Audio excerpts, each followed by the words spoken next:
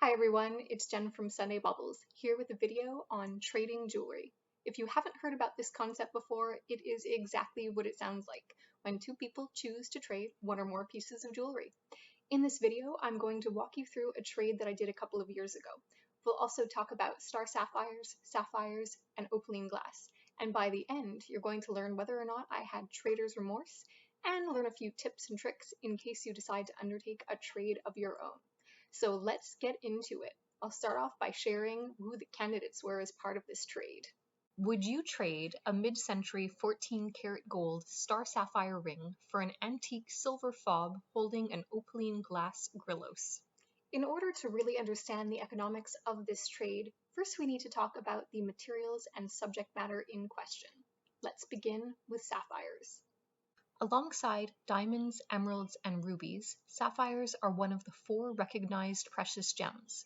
Sapphires are a variety of the mineral corundum, which is an aluminum oxide.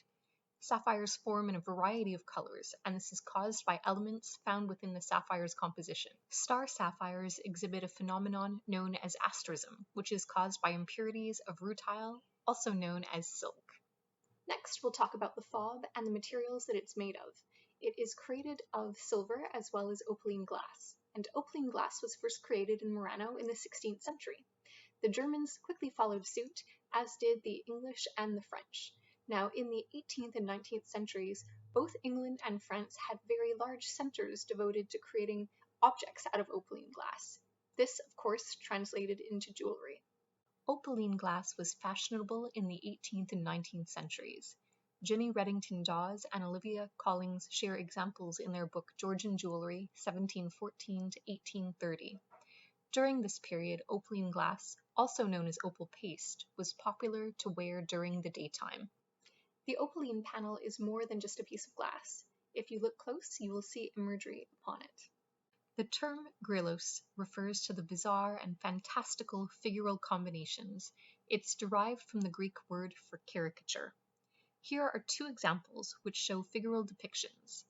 Look carefully east to west as well as north to south, and you will see 4 faces in each of these examples.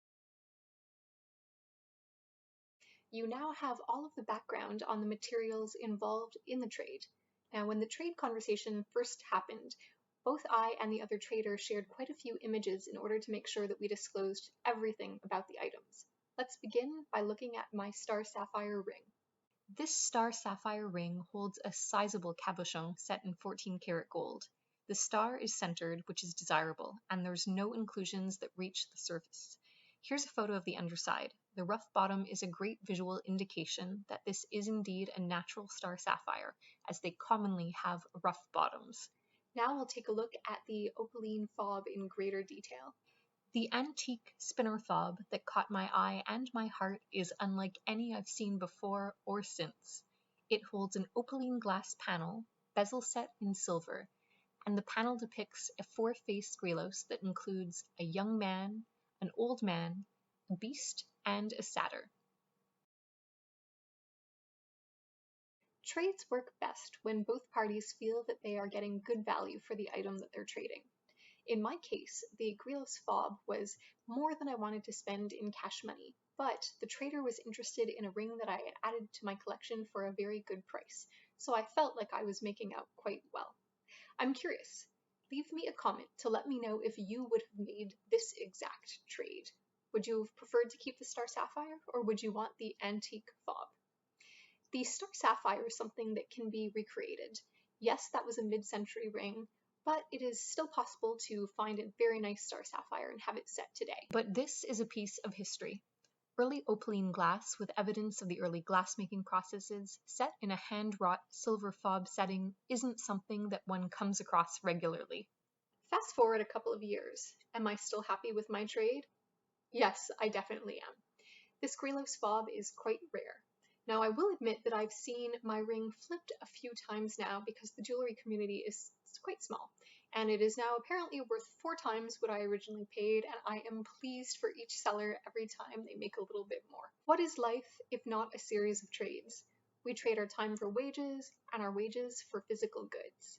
If you're entertaining doing a trade yourself, then there are a few things that you can do to lower the risk and protect yourself and the other trader. First off, it is always best to work with somebody that you know and that you know quite well. Ideally, it's someone that you've purchased with before so you understand the quality of their goods and vice versa.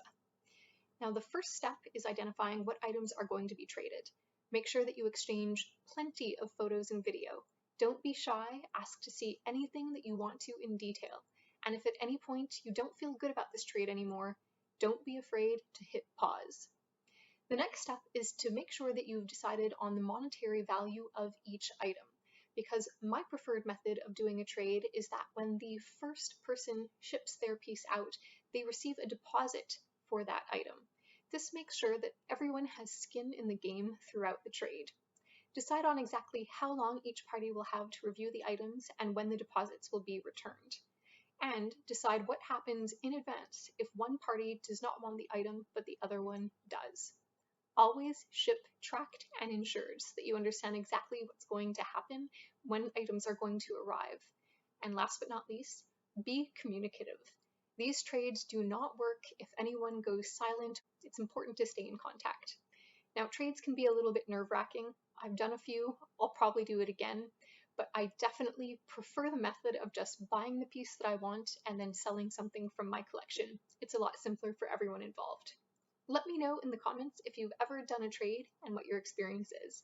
And stay tuned. Please like this video, subscribe to the channel, and our next video is going to be all about moonstones. Take care, everyone.